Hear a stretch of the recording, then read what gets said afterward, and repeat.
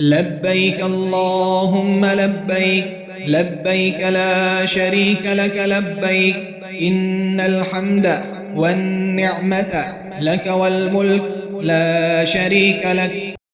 السلام علیکم محترم ضیف الرحمن. پروگرام طریقہ حج و عمرہ درجہ بدرجہ کے 24ویں سلسلے کے ساتھ آپ کا میزبان اسد اللہ غوری آپ کو پروگرام میں خوش آمدید کہتا ہے.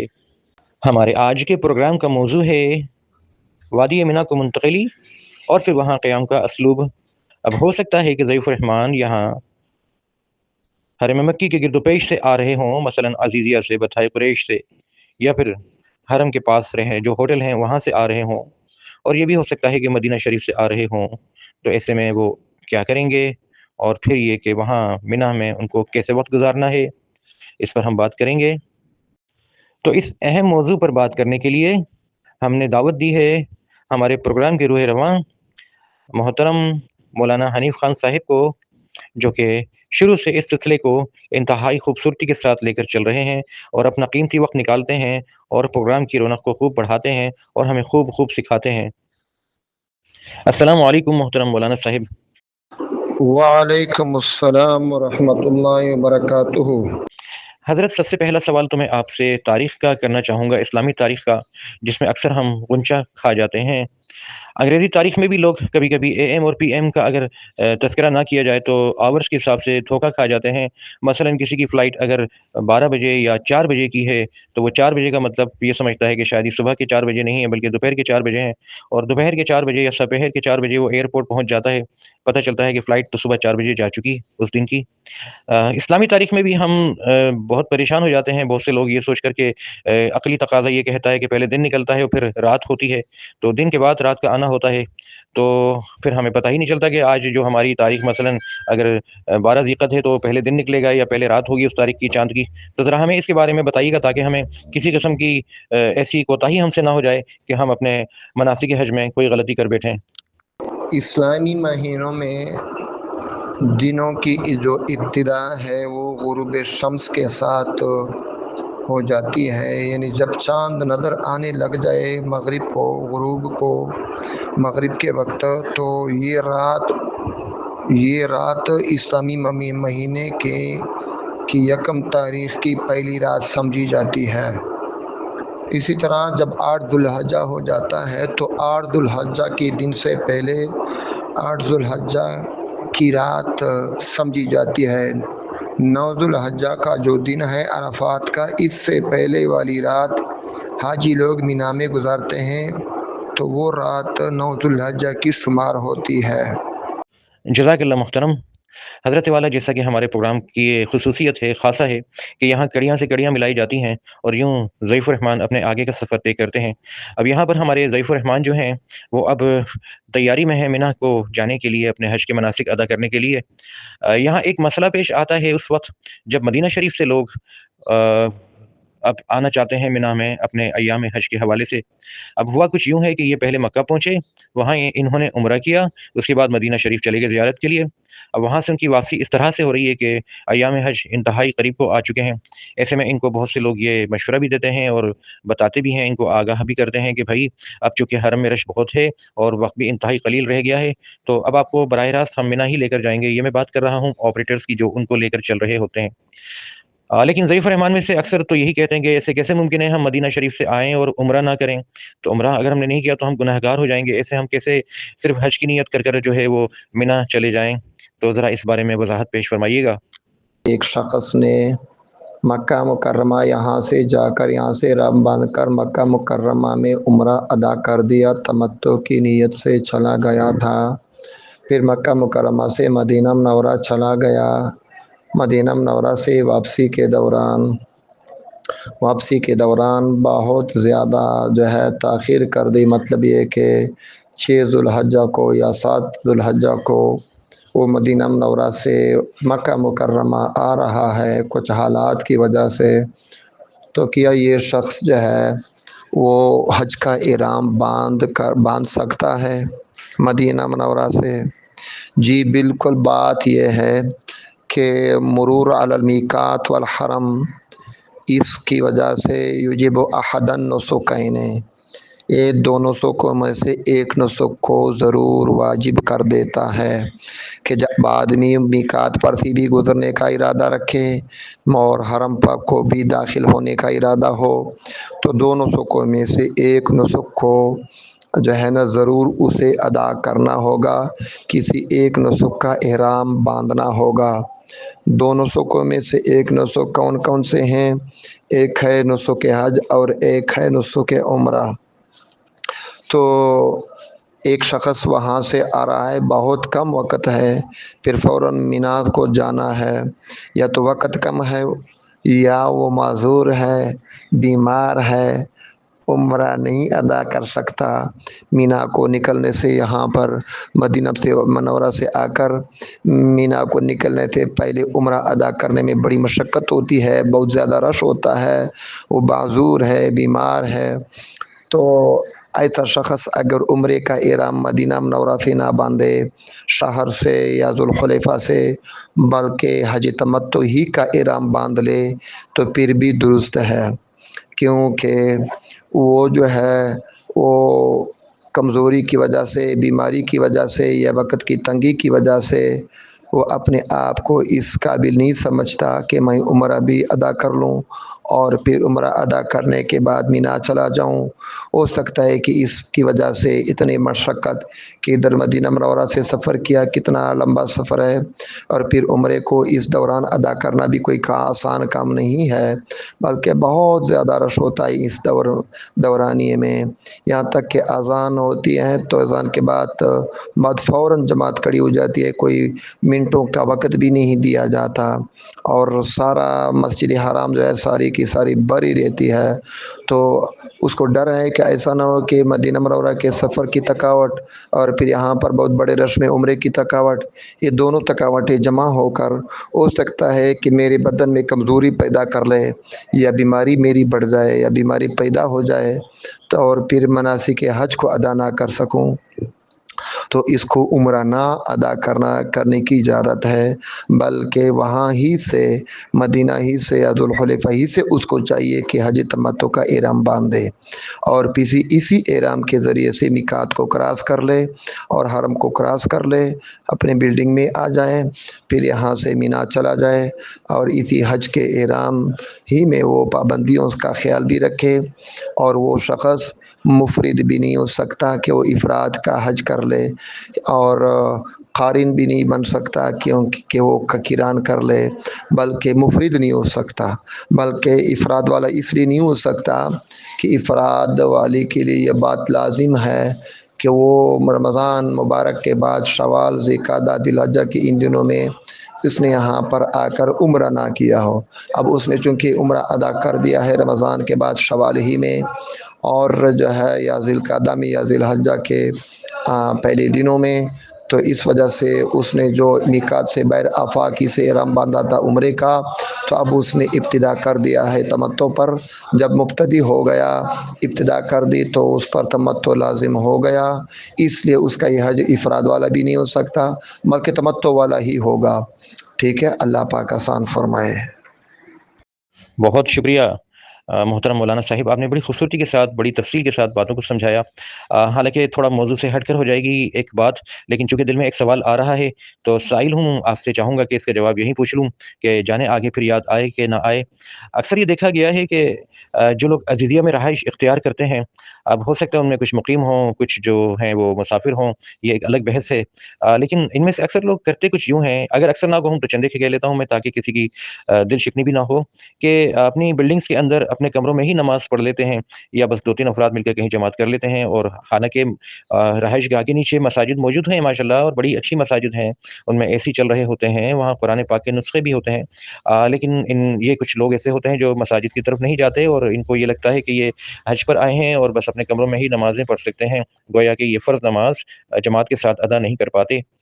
اسی طرح سے ایک یہ بحث بھی خاصی چلتی ہے کہ جناب جو ثواب ہے 1 لاکھ نمازوں کا، وہ ہمیں حدود حرم میں مل جاتا ہے، تو اب حدود حرم میں تو بہت ساری جگہ آ جاتی ہیں، تو اس میں اب یہاں ذرا یہ ہماری آگاہی کے لیے نشاندہی فرما دیجیے گا کہ حدود حرم کی نماز اور اصل میں حرم کے اندر کی نماز یعنی حرم مکی کے اندر کی نماز، ان دونوں میں کیا امتیاز ہے، حرم مکی کی نماز کی کیا فضیلت ہے اور حدود حرم کی نماز کی کیا فضیلت ہے؟ چونکہ لوگوں کے دل میں کہیں یہ خیال ہے کہ یہ دونوں باتیں ایک ہی ہیں، اور حدود حرم سے مراد اور حرم مکی سے مراد یہی ہے کہ بس یہاں دونوں جگہ 1,00,000 نماز کا ثواب ملتا ہے اگر ہم ایک نماز پڑھیں۔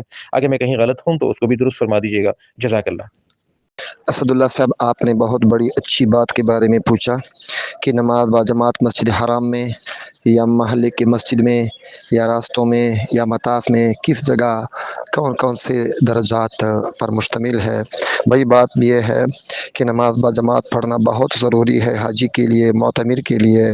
جو لوگ پڑے رہتے ہیں اپنے اپنے بلڈنگ میں، کمروں میں، یہ بہت بڑا نقصان کرتے ہیں۔ پھر جو ہے اتنی اہمیت ہے جماعت سے نماز پڑھنے کی کہ میدان جنگ میں بھی صفیں بنائی جائیں گی، ایک صف لڑتی رہے گی، دوسری سب جو ہے وہ جماعت کے ساتھ نماز پڑھے گی۔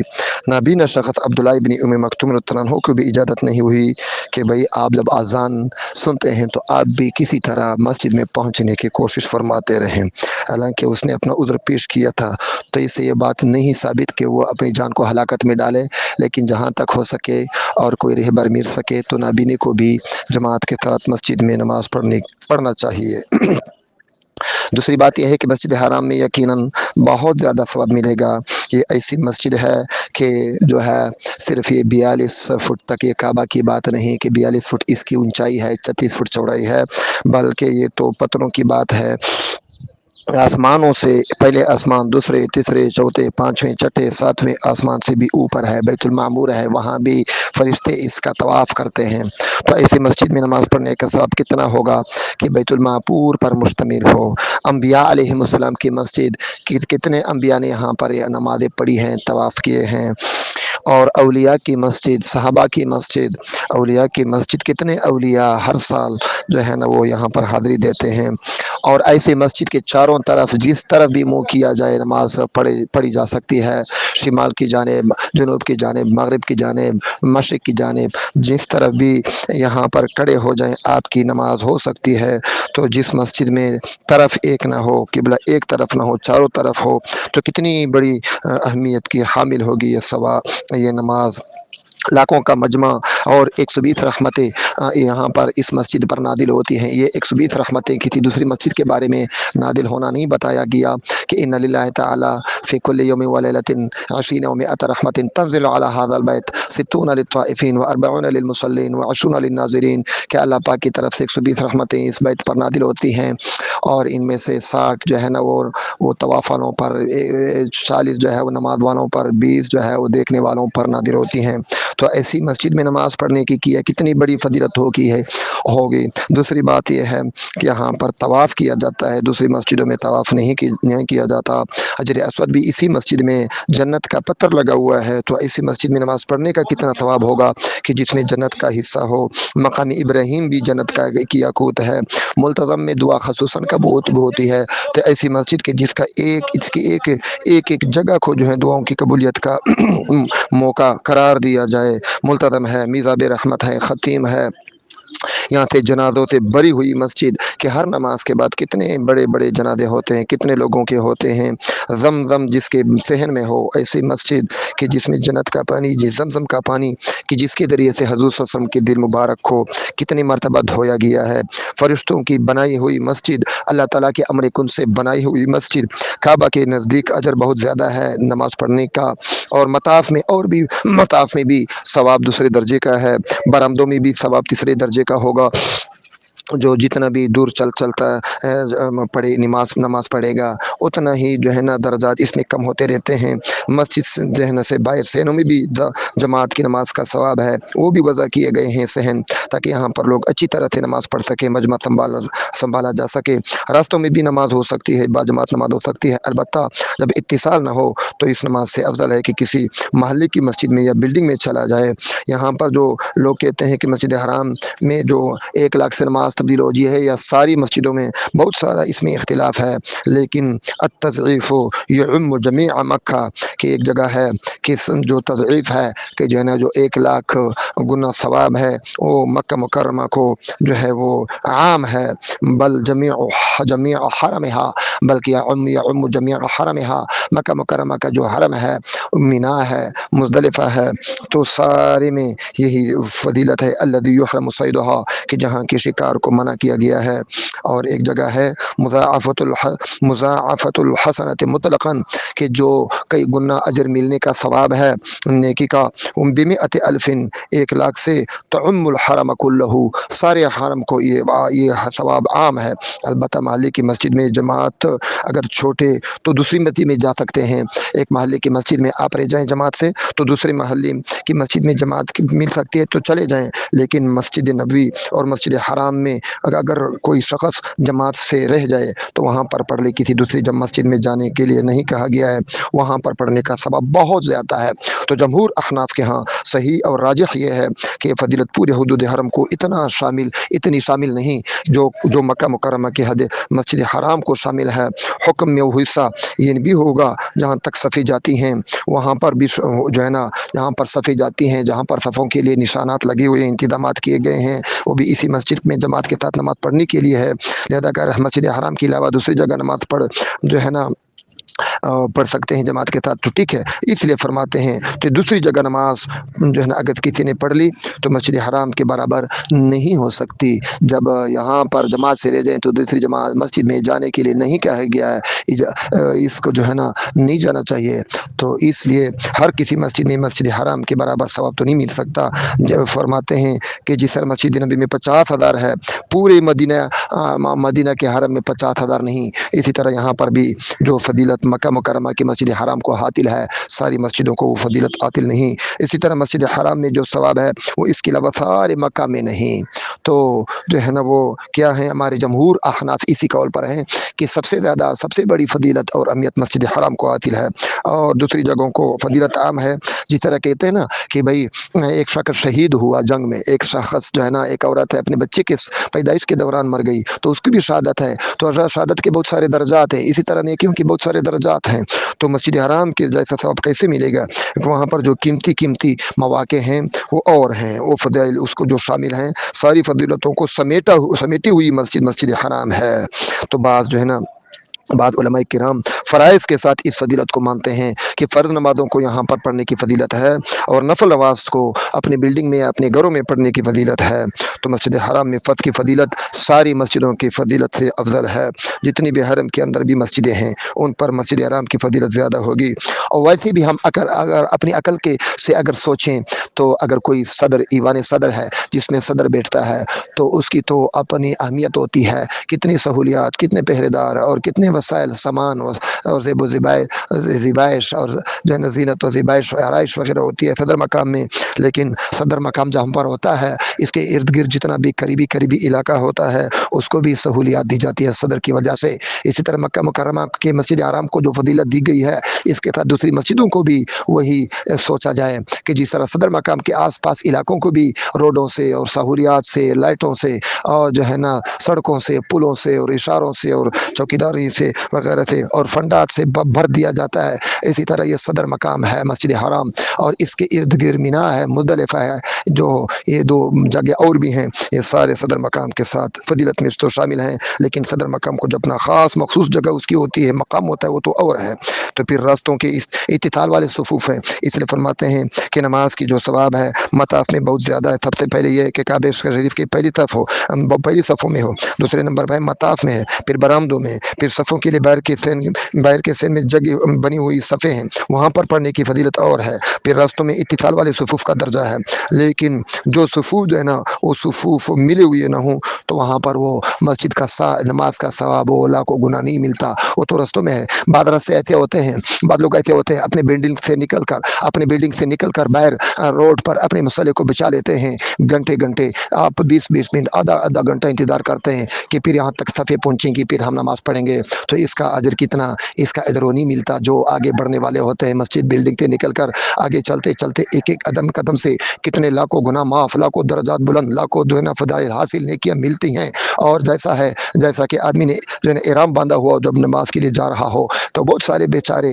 لوگ جو ہے نا وہ مسجدوں سے باہر نکل کر اپنی بلڈنگوں سے باہر نکل کر روڈوں پر کھڑے ہو جاتے ہیں، صفے بچاتے ہیں، پہلے سے انتظار کرتے ہیں۔ یہ بالکل سراسر غلط ہے۔ یہ مسجد حرام کی نماز میں شامل ہونے کی بھی ادبی بھی ہے۔ یہاں پر کیوں کھڑے رہتے ہو بھائی؟ چلے جاؤ، آگے چلاؤ۔ جہاں پر اتصال، بہت ساری جگہ ایسی ہوتی ہیں یہاں پر روڈوں میں کہ بہت زیادہ لمبا فتلہ ہوتا ہے، خالی ہوتی ہیں، اتصال ختم ہو جاتا ہے۔ تو اس نماز کی بجائے بہتر یہ ہے کہ محلے کی مسجد میں پڑھیں یا اپنی بلڈنگ میں جماعت کے ساتھ نماز پڑھیں، تو بھی کچھ نہ کچھ فضیلت تو حاصل ہوگی۔ لیکن اتصال نہ ہو، جگہ جگہ جو رکاوٹیں ہوں، تو پھر جو ہے تو پھر کیا ہوگا؟ تو پھر وہ آپ کو نماز کا ثواب بھی نہیں ملے گا، فضیلت تو چھوڑو، آپ کی نماز بھی نہیں ہوتی۔ اسی طرح جو بہت سارے لوگ ایسے ہوتے ہیں جدھر مثال کے طور پر شاہراہ ابراہیم ہے، شاہراہ ہجر ہے، وہاں پر لوگ سڑک کی طرف جو ہے نا وہ منہ کیے ہوئے ہوتے ہیں، حالانکہ اس سے کعبہ در ہٹ کر ہے دائیں طرف ہے، پھر ان کی جہت اور ان کا منہ، اس کا چہرہ وہ بھی کعبے سے جو ہے نا دوسری طرف ہو جاتا ہے، کیونکہ روڈوں میں، سڑکوں پر تو وہاں پر صفوں کے نشانات نہیں لگے ہوئے ہیں۔ لہذا ساتھیوں سے درخواست ہے کہ سارے ساتھی کوشش آگے صفوں میں کر لیں، اور اگر کوئی رہ جائے تو بھی دیکھا جائے کہ بھائی کسی جگہ کوئی اتصال تو ختم نہیں ہو چکا ہے۔ بہت شکریہ حضرت، آپ نے بڑی ڈیٹیل کے ساتھ یہ چیزیں سمجھا دی ہیں۔ اب اچھا ہو گیا کہ کوئی حاجی جو ہے اس کو ایسی کوئی امتیازی حیثیت حاصل نہیں ہوتی ہے کہ وہ مسجد جا کر نماز نہ پڑھے، بلکہ اس کے لیے تو زیادہ ذمہ داری ہے کہ وہ اپنی نمازوں کی حفاظت کرے، فرض نمازوں کو جماعت کے ساتھ ہی ادا کرے۔ بہت شکریہ۔ اچھا حضرت، یہاں ایک سوال اور ابھرتا ہے کہ جب منا کو روانگی ہوتی ہے 7 یا 8 ذوالحجہ کو، تو عموماً یہ کہا جاتا ہے کہ بھئی ہم تو کل جائیں گے، ابھی ایک دن پہلے کیوں جائیں یا ایک رات پہلے کیوں جائیں؟ تو حالانکہ ان کو سمجھایا بھی جاتا ہے کہ جی سعودی گورنمنٹ جو ہے اس کی طرف سے کچھ ریسٹرکشنز ہوتی ہیں، مجبوریاں ہیں کہ آپ کو پہلے منتقل کرنا ہوگا، لیکن ان کا کہنا یہی ہوتا ہے کہ نہیں، اس سے تو ہم اپنا ایک مسنون عمل کھو دیں گے۔ تو ذرا اس پر بھی ذرا وضاحت کر دیجیے گا ان لوگوں کے لیے جو اس موقع پہ بضد ہوتے ہیں کہ وہ اپنے حساب سے ہی چلیں گے، یعنی جو اوقات کار کتابوں میں وضع کیے گئے ہیں انہیں کو دیکھ کر وہ آگے چلیں گے جو ہوتے چلے آئے ہیں پچھلے زمانے سے۔ مینا کو جب ہم نے حج کے لیے روانہ ہونا ہے تو اس کے لیے مسنون طریقہ یہ ہے کہ 8 ذی الحجہ کی صبح کے وقت ہم روانہ ہو جائیں، اور ظہر سے پہلے ہم وہاں مینا میں پہنچے ہوئے ہوں۔ اور اگر اس طرح کرنا مشکل ہو اور اپنے اختیار میں نہ ہو، جیسا کہ آج کل جو ہے مینا میں کوئی شخص اپنی مرضی سے نہیں جا سکتا، بلکہ سعودی حکومت کی طرف سے جو انتظامات کیے گئے ہوتے ہیں، تو بامر مجبوری بہت زیادہ رش ہونے کی وجہ سے وہ حاجیوں کو 8 ذی الحجہ کی رات سے بلکہ 7 ذی الحجہ کے عصر کے وقت سے لے جانا شروع کر دیتے ہیں، اور پیدل آج کل جانا وہاں پر مشکل ہو جاتا ہے، اپنے خیموں، اپنے مکتب میں پھر وہاں پر پہنچ جانا یہ بھی مشکل ہو جاتا ہے۔ لہذا اگر سعودی حکومت ہمیں رات کو لے جائے، 8 ذی الحجہ کے دن کے وقت لے جانے کی بجائے ہمیں 8 ذی الحجہ کی سے پہلی والی رات میں لے جائیں یا عصر کے وقت لے جائیں، پھر بھی ہم انکار نہیں کریں گے۔ اور مسنون طریقہ تو وہی ہے جو میں نے بتایا، لیکن اس پر عمل کرنا آج کل مشکل ہے۔ ٹھیک ہے، اللہ پاک آسان فرمائے۔ جزاکم اللہ خیرہ، احسن الجزا۔ حضرت والا آپ نے خوب سمجھایا، اور یہاں پر ایک بات دل میں آتی ہے میرے کہ سوال پوچھنے سے پہلے مشاہدہ پیش کر رہا ہوں کہ جب ہم ٹرین میں سفر کرتے ہیں، ایک لمبا سفر، مثلا کراچی سے اگر ہمیں لاہور جانا ہے، ہم ٹرین میں سفر کر رہے ہیں، تو ٹرین چلتی رہتی ہے اور اس میں بیٹھے ہوتے ہیں، کہیں اسٹیشن آتا ہے اور وہاں اگر ہم اترتے ہیں، کوئی جو تقریباً 4-6 گھنٹے بعد آتا ہوگا، تو وہاں اترنے کے بعد پلیٹ فارم پر ایسا محسوس ہوتا ہے جیسے کہ ہم ابھی بھی چل رہے ہیں یا ٹرین چل رہی ہے، گویا آس پاس کی چیزیں چلتی ہوئی محسوس ہوتی ہیں، چونکہ ہم اس ماحول کا حصہ بن چکے ہوتے ہیں۔ تو عموماً لوگوں کا یہ اعتراض ہوتا ہے کہ جب گفتگو کی جاتی ہے تو اس میں بار بار تکرار جو ہے وہ نہیں ہونا چاہیے، چونکہ اس کی وجہ سے جو ہے وہ وقت بہت لگ جاتا ہے۔ تو ان لوگوں کے لیے میں یہ کہوں گا کہ دیکھیے، ایک چیز اگر بار بار کہی جا رہی ہے ایک ہی نشست میں، تو اس کا مطلب یہ ہے کہ وہ بات آپ کے ذہن میں بٹھائی جا رہی ہے، اور اس کا تقاضا یہی ہے کہ آپ اس کو بار بار سنیے تاکہ آپ کے ذہن میں بیٹھ جائے اور پھر آپ غلطی سے محفوظ رہیں، اجتناب ہوگا آپ کا انشاءاللہ پھر اس قسم کی غلطیوں سے جو کہ آپ کے لیے نقصان دہ ہوں گی۔ تو بہتر ہے کہ بہت ہی اچھے انداز کے ساتھ چیزوں کو انتہائی تحمل کے ساتھ سنیے، اور اس رجحان کو دل سے نکال دیجیے کہ جناب اس سے تو بڑا وقت لگ گیا، ایک بات کو 3 دفعہ دہرایا گیا۔ حضرت والا، اس کے بعد میں آپ سے یہ عرض کروں گا کہ آپ انتہائی تفصیل کے ساتھ بیان فرمائیے گا کہ اب جب کہ ضیوف رحمان اپنی بلڈنگ سے چلیں گے بیت اللہ سے یعنی میں کہنا چاہ رہا ہوں آپ سے کہ اپنی بلڈنگ سے چلیں گے حج بیت اللہ کے لیے، تو اب انہیں منا جانا ہے، اس سے پہلے انہیں نیت کرنی ہے حج کی. تو اب وہ حج کی نیت کیسے کریں گے؟ احرام کی چادریں باندھنا، یہ سب چیزیں، خواتین کا تیار ہونا، غسل کرنا، یہ تمام چیزیں ذرا ہمیں تھوڑا تھوڑا سا بتائیے گا. اور وہ خواتین بھی جو کسی مجبوری کے تحت جو ہے وہ نماز نہیں پڑھ سکتی ہوں، ان کے لیے بھی بتائیے گا کہ وہ کیسے نیت کریں گی. نیز یہ کہ نیت کرنے کے لیے کیا دل میں نیت کرنا کافی ہے یا تلبیہ بھی پڑھنا ہوگا آواز کے ساتھ مردوں کے لیے یہ، اور خواتین تو ظاہر آہستہ آواز سے پڑھیں گی. اور ایک سوال یہ اکثر کیا جاتا ہے جب بات مسنون اور مستحب عمل کی آتی ہے کہ جناب ہم تو وہاں جائیں گے بیت اللہ شریف اور وہاں جا کر طواف کر کے تو ہم پھر ہم وہاں جا کر نیت کریں گے حج کی. تو ظاہر ہے ان حالات میں جو عزیزیہ میں ہے وہ تو نہیں جا پائے گا، اور جو وہاں قریبی ہوٹل میں ہے اس کو بھی اتنی آسانی کے ساتھ یہ موقع نہیں مل سکے گا چونکہ رش بے انتہا ہوتا ہے. پھر وہاں سعودی تعلیمات کے حساب سے سختیاں بھی بے انتہا ہوتی ہیں، اتنا آسانی سب کچھ نہیں ہوتا. تو ذرا اس حوالے سے بھی ہمیں آپ آگاہی دیجیے. ساتھ میں یہ بھی بتائیے گا کہ اگر تو کوئی شخص کسی دوسرے کی طرف سے حج کر رہا ہوگا تو اب وہ کیسے نیت کرے گا اس کے لیے. ہم جب مینا کو چلے جاتے ہیں تو اس سے پہلے ہم جو ہے ہمیں اپنے بلڈنگوں میں مطلع کیا جائے گا، خواہ وہ سرکاری اسکیم والے حاجی لوگ عازمین حج ہوں یا عازمات حج ہوں یا نجی کمپنیوں کے پرائیویٹ اسکیم والے ہوں. سب کو پہلے ہی سے بتایا جاتا ہے، اپنے بلڈنگ میں نوٹس لگایا جاتا ہے کہ فلانے وقت پر فلانے بجے 8 تاریخ سے پہلے آنے والی رات سے گاڑیاں شروع ہو جاتی ہیں. تو وقت بتایا جاتا ہے کہ آج رات 10 بجے 12 بجے 1 بجے یا کل دن کے وقت فلانے بجے گاڑی بلڈنگ کے پاس آئے گی اور یہاں پر تم لوگ پہلے سے تیاری کر بیٹھو اور نیت احرام باندھے رکھو، سامان تیار کر رکھو. کوئی بھی مرد یا عورت اپنی بلڈنگ سے باہر نہ ہو تاکہ وہاں پر لے جانے میں کوئی جو ہے نا رہ جانے سے کوئی بھی رہ نہ جائے. تو پھر ہم جو ہے کیا کرتے ہیں، سب سے پہلے تو اپنے سامان کو تیار کرنے لگ جاتے ہیں، اور تھوڑا سا سامان جو کہ ضرورت انتہائی شدید ضرورت کے تحت ہو، خواہ دوائی ہو، خواہ حجامت کا سامان ہو، ایک جوڑا کپڑا ہو، کوئی موبائل چارجر ہو، اس کے لیے کوئی اور چیزیں ہوں وہ بھی لے جاتے ہیں، یا جو ہے نا اپنے ساتھ صابن لے جاتے ہیں، یا کوئی اور ضروری سامان ہو وہ تو اپنے ساتھ چھتری وغیرہ لے جاتے ہیں. اور جب احرام باندھ لیتے ہیں تو احرام باندھنے کا مستحب طریقہ تو یہ ہے کہ ہم اپنے بلڈنگ میں یا کسی بھی جگہ پر اپنی چادروں کو باندھ لیں. ایک چادر سے احرام جو ہے نا، پہلے تو نہانا ضروری ہے. نہانے کا عمل، غسل کا عمل مسنون عمل ہے، اور کسی کو غسل کی وجہ سے نقصان نہ ہو تو غسل کر لے. اور اس غسل سے پہلے بہتر ہے کہ ہم اپنے ناخنوں کو کاٹ لیں، اپنے اضافی بالوں کی صفائی بھی پہلے سے کر لیں یا غسل کے دوران کر لیں. اور یہ غسل جب ہم کریں تو خوب صفائی کر کے شیمپو ہو یا خوشبو والی صابن ہو، اس کے ذریعے سے ہم غسل کریں گے تاکہ خوب ہمارے بدن سے خوشبو بھی نکلتی رہے. لیکن یہ ضروری ہے کہ خوشبو ہمارے بدن پر ٹھوس شکل میں یا رنگ کی شکل میں باقی دکھائی نہ دیتی ہو. تو ہم غسل کریں گے. غسل کرنے کے بعد ایک چادر سے مرد حضرات ازار بنائیں گے، خود نہیں بنا سکتے باندھ سکتے تو باہر شلوار میں نکل کر پردے کے ساتھ باہر نکل کر دوسرا ساتھی اس کو ازار بندھوائے گا، پھر وہ اپنے شلوار کو اتارے گا. تو اس طرح مرد حضرات اپنے دونوں چادروں کو اوڑھ، ایک سی چادر بنا لے، ایک چادر کو اوڑھ لے. عورتیں اپنا برقع، اپنا دوپٹہ، اپنی چجی والی ٹوپی اور اپنا نقاب، یہ سب کچھ پہن لے، تیاری کر لے. پھر بہتر ہے، مستحب عمل ہے کہ ہم مسجد حرام میں جائیں. لیکن آج کل مشکل ہے، کتابوں میں تو لکھا ہوا ہے کہ چادروں کو پہن لیا جائے پھر مسجد حرام جایا جائے.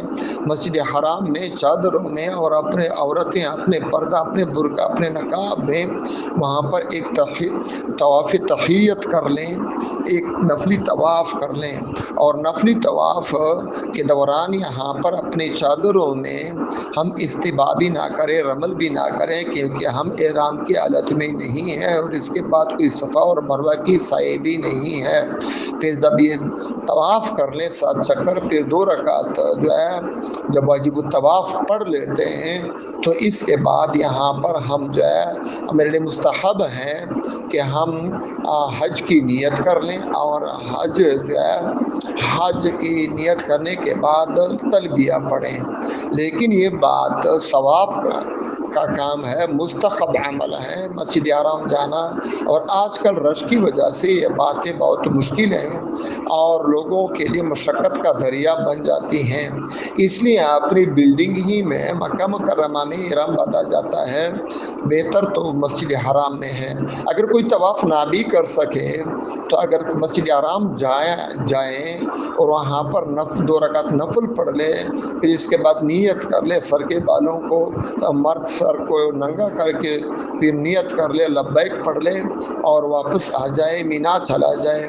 لیکن یہ بات بھی مشکل ہے، اس لیے سارے کے سارے ساتھی اپنے بلڈنگ میں یعنی احرام جو حج کا باندھا جاتا ہے تمتع کا، وہ جو ہے نا تمتع والے ہمارے لوگ اکثر ہوا کرتے ہیں، تو وہ لوگ کہاں سے باندھیں گے؟ حرم کے حدود کے اندر سے باندھیں گے۔ مکہ مکرمہ، مینا، مزدلفہ، یہ تینوں جگہ مکہ حرم میں شامل ہیں۔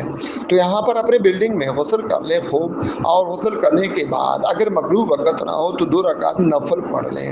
2 رکعت نفل پڑھ لیں۔ مکروہ اوقات 3 ہیں جو ہے نا، ظہر کے وقت زوال ہونے کے وقت 15 منٹ مکروہ ہیں تقریباً، اور عصر کی نماز فرض نماز پڑھنے کے بعد سے لے کر غروب آفتاب تک جو ہے نا، بلکہ مغرب کی نماز تک مکروہ وقت ہے۔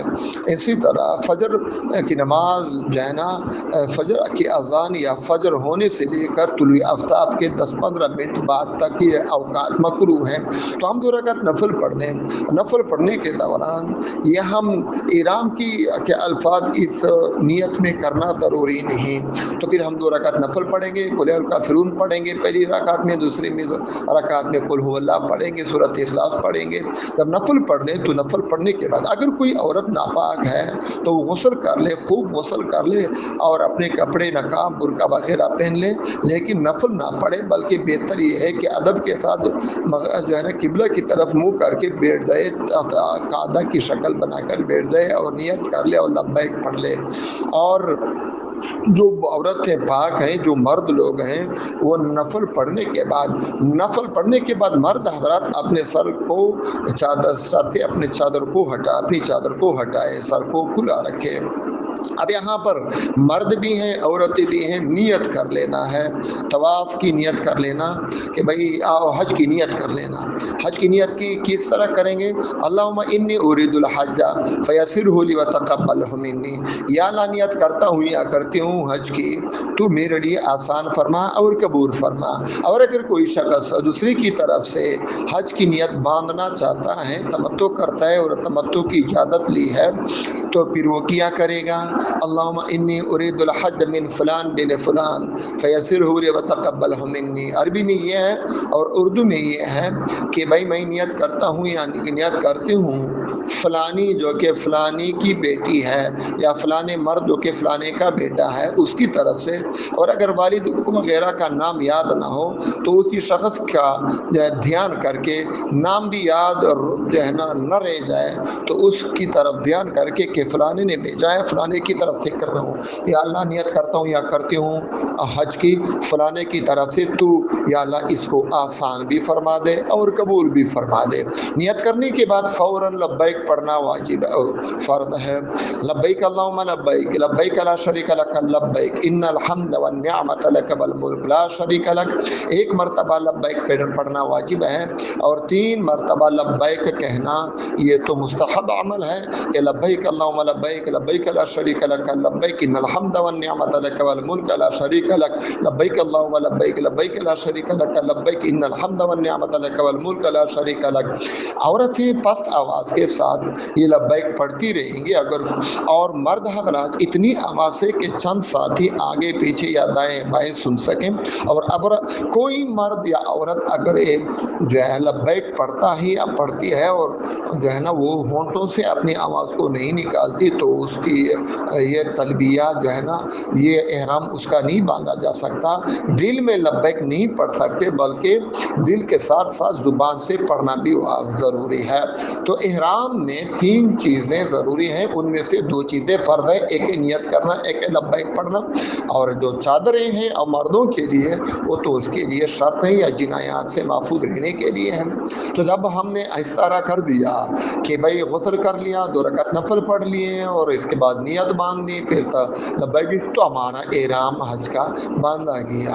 और अगर कोई हज का एहराम किरान का हज करता है तो पहले ही से निकाह से पहले पाकिस्तान से जाते हुए यहाँ ही से इस्लामाबाद या किसी जगह पर या जहाज़ में या इंतज़ारगाह में या एयरपोर्ट पर किसी जगह भी वो हज और उम्रा दोनों का एहराम बांधेगा। और अगर कोई इफराद की नियत करता है तो वो भी यहाँ ही से करेगा, नियत करेगा। लेकिन हम सारे लोग अक्सर अवाम लोग वो तो हज तमत्तो करते हैं, तो हम हज तमत्तो की नियत मस्जिद हराम में करना तो बेहतर है, लेकिन आजकल मुश्किल है, बिल्डिंग ही से हम हज का एहराम बांधेंगे। अल्लाह पाक आसान फरमाए। बहुत शुक्रिया हज़रत, आपने माशाल्लाह बहुत तफसीली ये समझाया और अल्लाह का शुक्र है खूब समझ में आया। हज़रत अब मैं इंतहाई मुख्तसर सवाल आपसे करूँगा लेकिन जवाब तफसीली चाहूँगा आपसे, और वो ये कि मिना में नमाज़ें अदा करने का क्या असलूब है, क्या तरीक़ाकार है, क्या तरतीब है? भाई मीना में नमाजें कैसे अदा कर लें, ये आपने सवाल किया। मीना में नमाज़ों के बारे में पहले हर मर्द औरत अपने बारे में हुक्म मालूम कर ले, मुफ्तियान किराम उलमाए किराम से वहाँ पर मालूम कर ले, अपने मसलक के उलमाए किराम से कि क्या मैं मुकीम हूँ या मैं मुसाफिर हूँ। और इसके लिए आसान तरीका मालूम करने का ये है कि अगर मीना को निकलने से पहले आप यहाँ पर 15 दिन मुकम्मल कर चुके हों तो फिर आप मुकीम शुमार किए जाएंगे। और अगर आपने यहाँ पर मीना मक्का मुकर्रमा में 15 दिन नहीं मुकम्मल किए हैं बल्कि 14 हैं, 13 हैं, कम हैं वगैरह, तो फिर आप मुसाफिर शुमार होंगे। अक्सर उलमाए के यहाँ किराम के यहाँ बात यही है कि मीना मक्का मुकर्रमा के साथ मुस्तसिल नहीं समझा जाता, और बाद उलमाए किराम इसको अब अजीजिया महल्ले के साथ मुतसिल समझकर मीना और मक्का मुकर्रमा को एक मौज़ा शुमार करते हैं। लेकिन हम अक्सर उलमाए किराम के यहाँ जो है जो मसला है उसी पर अमल करते हैं। तो 7 तारीख तक तकरीबन 15 दिन अगर हमने यहाँ पर मुकम्मल किए हैं तो हम मक्का मुकर्रमा में भी मुकम्मल नमाज पढ़ेंगे और मीना मुज़दलिफ़ा और अराफात में भी मुकम्मल नमाज पढ़ेंगे। दूसरी बात है कि जब हम जाएंगे मीना में तो मीना में हम 5 नमाज़ों को जमात के साथ अपने खेमों ही के अंदर आज़ान देकर इकामत पढ़कर जो है फिर हम नमाज फ़र्ज़ को जमात के साथ मर्द हज़रात अदा करेंगे। औरतें अपने अपने खेमों में इनफिरादी नमाज़ें अदा कर लें। और वहाँ पर ना हम मस्जिद कुवैती में जाएंगे ना वहाँ पर मीना से मैं अपने खेमे से निकल कर मस्जिद खैफ में जाएंगे। नहीं, ये 2 मस्जिदें हैं लेकिन यहाँ से हमारे खेमों से दूर भी हैं, जाना मुश्किल भी है और इंतज़ामी उमूर के लिए रुकावट भी बन जाता है वहाँ पर जाना। और वहाँ पर छोड़ते भी नहीं, इन दिनों में गेटों पर जो है ना पाबंदी होती है ताकि लोग अपने अपने खेमों ही में चले जाएं और वहाँ पर अपनी अपनी नमाज़ों को अपने अपने खेमों में जमात के साथ पढ़ लें। और जो लोग मुसाफिर हैं وہ تو قصر کی نماز پڑھیں گے۔ قصر کی نماز کا مطلب یہ ہے کہ جو فرض نماز ہے ظہر کی، وہ تو ہم جو ہے نا 4 رکعت فرض کی بجائے 2 رکعت پڑھ لیں گے، تیسری اور چوتھی کو نہ پڑھیں گے۔ اور جو مغرب کی نماز ہے وہ تو 3 رکعت فرض پڑھتے ہی رہیں گے۔ اور جو عشاء کی 4 والی رکعت والی نماز ہے اس میں بھی 4 کی بجائے پہلی 2 رکعتیں پڑھیں گے۔ اور جو عصر کی نماز ہے اس کو بھی 4 کی بجائے 2 رکعت پڑھیں گے۔ تو جو 4 رکعت والی نمازیں ہیں ان کو ہم 2 پڑھیں گے، اور جو وطر ہے وہ بھی مکمل پڑھیں گے۔ جو مغرب کی نماز ہے وہ بھی 3 فرض پڑھی، اور 3 ہی فرض پڑھیں گے، کم نہیں کر سکتے۔ تو اور سنت جب موقع ملے تو سنت پڑھتے رہیں گے، جب موقع نہ ملے تو وہ بھی سفر کے دوران انسان کے لیے اضطراری حالت میں معاف ہو جاتے ہیں، نفل کی کا درجہ رکھتے ہیں۔ چونکہ ہم خیمے میں مستر نہیں ہیں بلکہ مقام پر ہیں تو سنتوں کو بھی پڑھنا چاہیے۔ اور جماعت کی نماز کے بارے میں کچھ اختلافات جو سامنے آ رہے ہیں ان کا بھی خیال رکھا جائے، لیکن ہمارے خیمے میں جو بھی بڑا مفتی ہو اور ہمارے مسلک والا ہو اسی کا مان لیا جائے، اسی کی اتباع کیا جائے اور نماز پڑھی جائے اگر کوئی جمعہ کی نماز آ جائے۔